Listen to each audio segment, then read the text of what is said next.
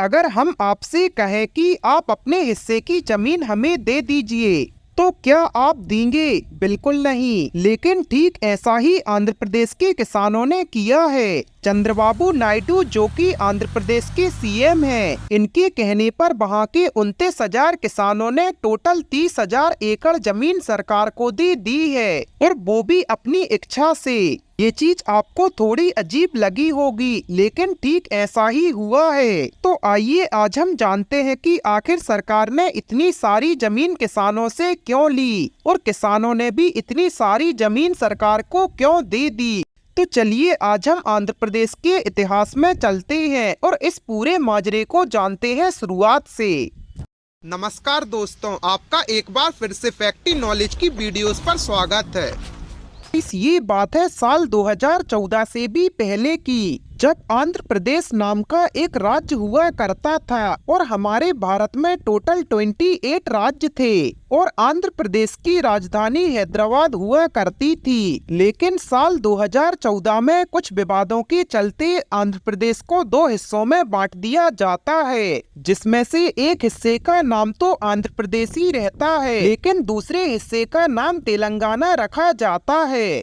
और जो पहले आंध्र प्रदेश की राजधानी थी, उस राजधानी को तेलंगाना की राजधानी बना दिया जाता है। मतलब कि अब हैदराबाद तेलंगाना की राजधानी है, ना कि आंध्र प्रदेश की। अब ऐसे में तेलंगाना के पास तो राजधानी है, लेकिन अभी तक आंध्र प्रदेश के पास राजधानी है ही नहीं। अब आंध्र प्रदेश को राजधानी की जरूरत है, लेकिन आंध्र प्रदेश के सीएम को कोई ऐसा शहर मिल ही नहीं रहा जो कि आंध्र प्रदेश की राजधानी बनने लायक हो। ऐसे में आंध्र प्रदेश के सीएम जो कि चंद्रबाबू नायडू है, उन्होंने आंध्र प्रदेश के किसानों से एक सौदा किया, जिसके मुताबिक अगर वहाँ के किसान उनको 1 एकड़ जमीन अपनी इच्छा से देते हैं, जिसके मुताबिक आंध्र प्रदेश में वो एक हाईटेक शहर बनाने वाले हैं, उस शहर को बनाने के लिए अगर वहाँ के किसान उनको अपनी स्वेच्छा से जमीन देते हैं, तो वो उस जमीन के बदले में उनको हाईटेक शहर में जगह देंगे।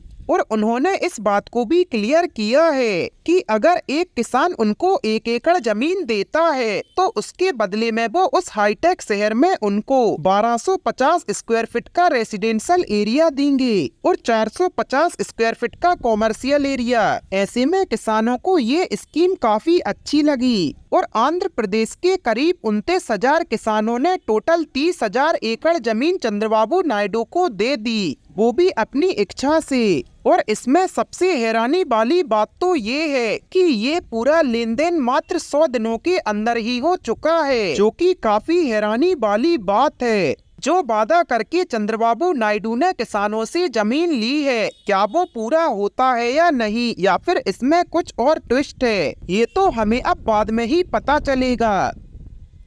खैर, आपका इस बारे में क्या राय है, हमें कमेंट सेक्शन में जरूर बताएं, और ऐसी ही अमेजिंग फैक्ट्स के लिए अपने चैनल को सब्सक्राइब करें।